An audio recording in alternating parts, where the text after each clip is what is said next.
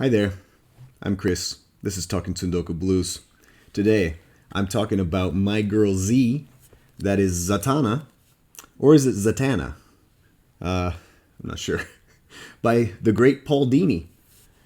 This trade paperback was published last year by DC Comics, and I've read it a couple of times, and I thought, I want to share it with you. So let's take a look together.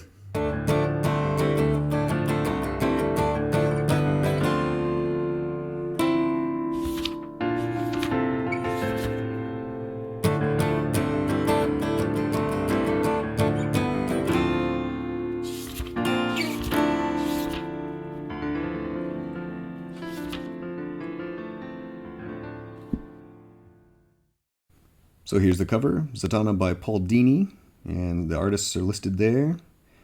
And on the back, EVEILEB CIGAM, because of course Zatanna always says things backwards in order to cast spells. More credits here on the front page, and an introduction by Paul Dini.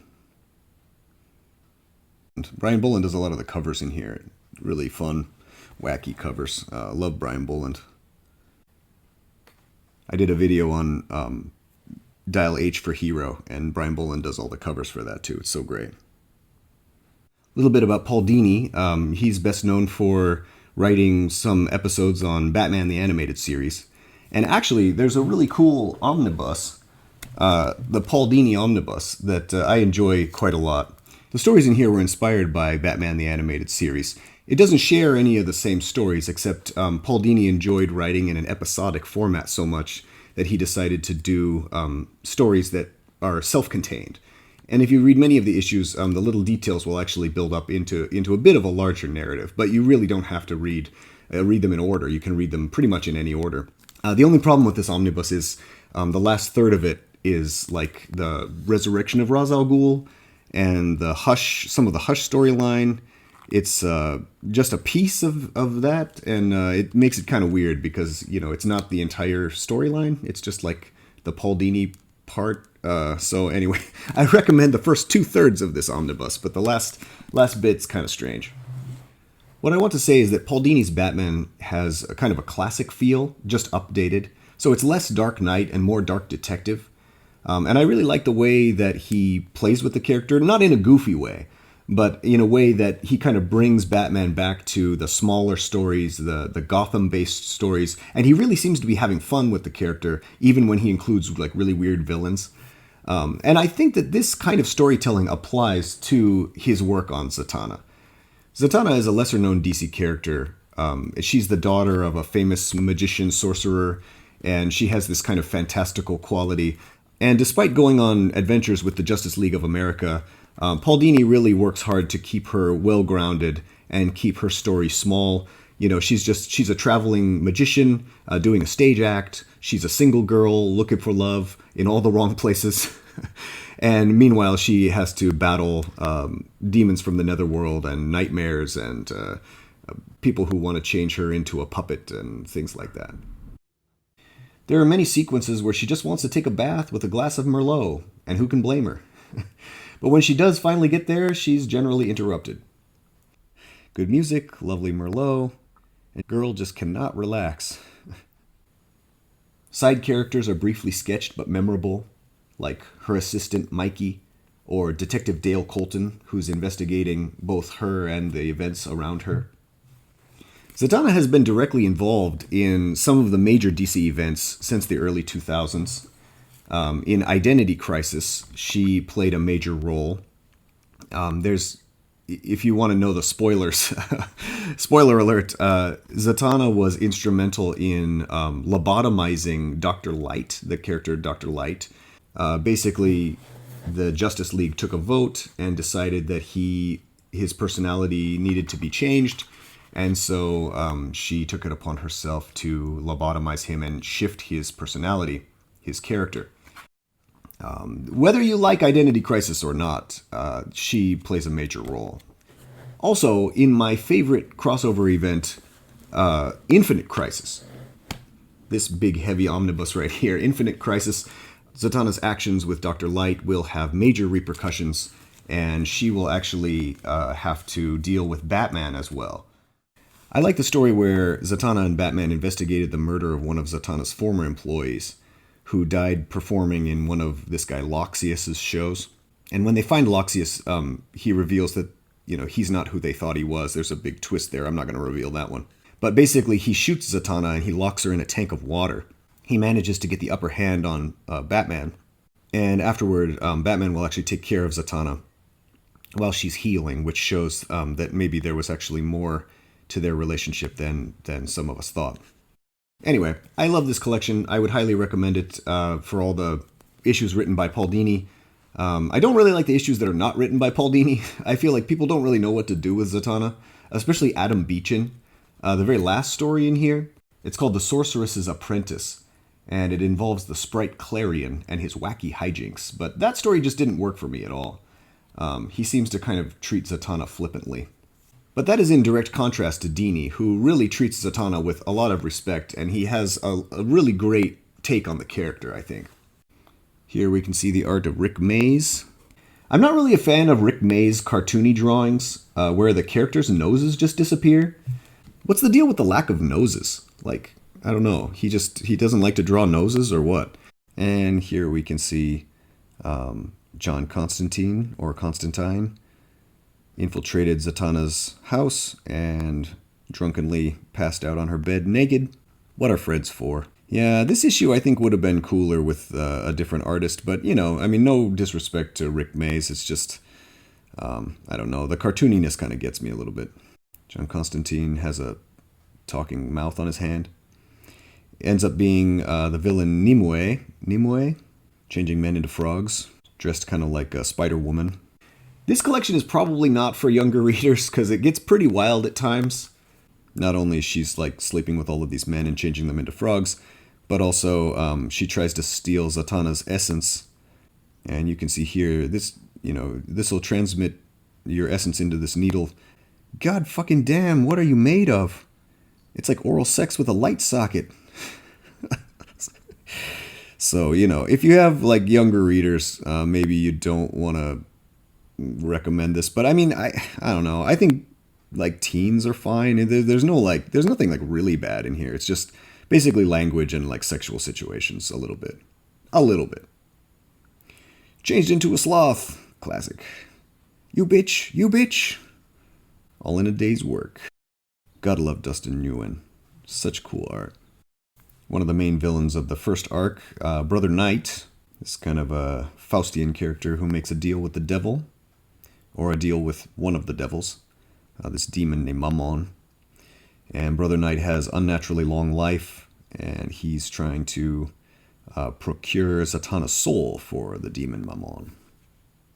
This awesome art by Chad Hardin. I'm actually not familiar with Chad Hardin as an artist, but man, this is so badass. It's kind of like the Violator from Spawn or something. Very Spawn inspired, but that's the demon Mamon who's trying to steal Zatanna's soul. Really, really awesome. Love it when Zatanna settles down for the evening, takes her clothes off. Oh, Fuseli. Yes. The Nightmare Fuseli. Gotta love him. This image is actually an homage to the famous painting, The Nightmare, by Swiss artist Henry Fuseli from 1781. This is the most famous version. One of my favorite paintings of all time. So fucking awesome. The Nightmare. Which one is the Nightmare? Or is it all a nightmare? And another version, equally badass. I think this was like his first. Was this the first one? And then he did the other one. I'm not sure, but anyway, the next arc concerns the Royal Flush Gang in Las Vegas, and it's kind of a follow-up. Brother Knight has been defeated, but the demon Mamon remains, and so Zatanna goes to Vegas.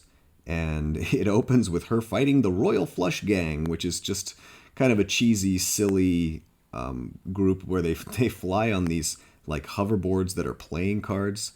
And as silly as this is, luckily it doesn't go on too long. And we also get to meet her cousin. He's kind of a wannabe small-level magician who looks up to her, and she taught him a bunch of tricks. And here we can see the witches that Mamon has sent after Zatanna.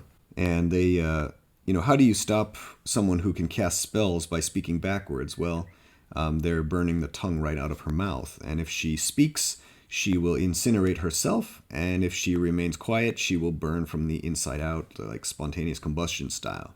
What a pickle! So Zatanna has to, use her wits and get out of these. I like this. It really has like such a classic comic feel. It's not like she's just punching her way out all the time. It's really quite clever how she has to get out of these situations. And then here you can see her teaching her cousin the magic tricks back in the day. I love this too. Like, there's this car that's about to crash, and at the last minute, she changes the car into butterflies, and like she changes the guns into trumpets, and then the whole booth, like the ticket booth, becomes pillows. So like their car bursts into this cloud of butterflies, and then they just fall into these pillows with trumpets in their hands. This story is pretty goofy. It's like, that old like Frosty the Snowman song. There must have been some magic in that old silk hat they found. Well, there must have been some magic left in this old turban that they found to put in the Magic Museum, which ends up being her uncle, Uncle Sargon. And it's like, this turban is like, imbued with his essence, and so it gathers all the clothes of all the other magicians and like starts causing trouble and wants to sort of get out of the museum, and she has to stop it. And one of the objects is like her father's sunglasses, and so she's able to defeat the floating ghostly magic residue with her father's help. And then she gives the proprietor of the museum this cool poster that shows her and her dad back in the day. And then she's just walking badass down the streets of Hollywood, like next to the homeless people. And of course, Cliff Chiang, who also has a wonderful run on the New 52 Wonder Woman, written by Brian Azzarello. Cliff Chiang, such a cool guy, such a great artist. Really like his art a lot.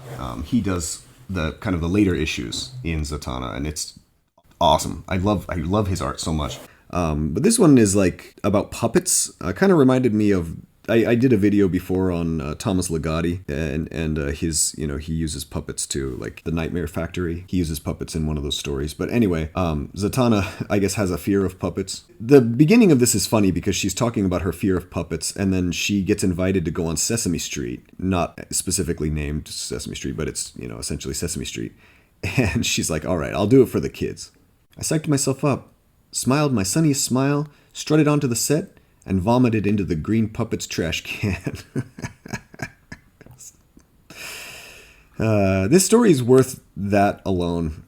Anyway.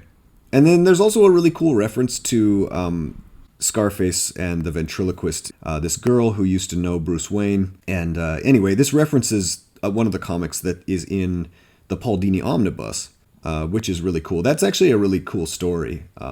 Batman and Zatanna working together despite their estrangement and their complicated history. Talking about the behind the scenes moments, there's this great little moment where her assistant Mikey comes in and she's like, "This is as formal as I get," and she's wearing like a baseball cap and work boots and this suit, and so Zatanna changes her into this like yellow dress. I hate when you do that. If you remembered you're a girl once in a while, I wouldn't have to. I don't know how this kind of thing plays with like, the kind of new generation of like LGBT and trans people, but I found this to be funny. And then she's like, "What about you? Are you accepting your award and wearing bunny slippers?" So Zatanna, of course, like it? Whoa, a little bit. Are those real stars? Maybe. Those are real fucking stars. Yeah. Do you believe in magic yet? Or do you EVEILEB need CIGAM? I hope so. Check out this collection. It's really fun. If you like, lesser known characters, if you like cool, wacky magic stories, you could do worse. And Zatanna's an awesome character. She's actually probably my favorite female DC character. I really love Zatanna. Whenever she's in a story, it always makes me happy. And, I like the kind of the weird magic side of the DC universe. So anyway, I hope you enjoyed the video. Leave me a comment if you feel like it. And as always, thank you so much for watching. I'll see you again.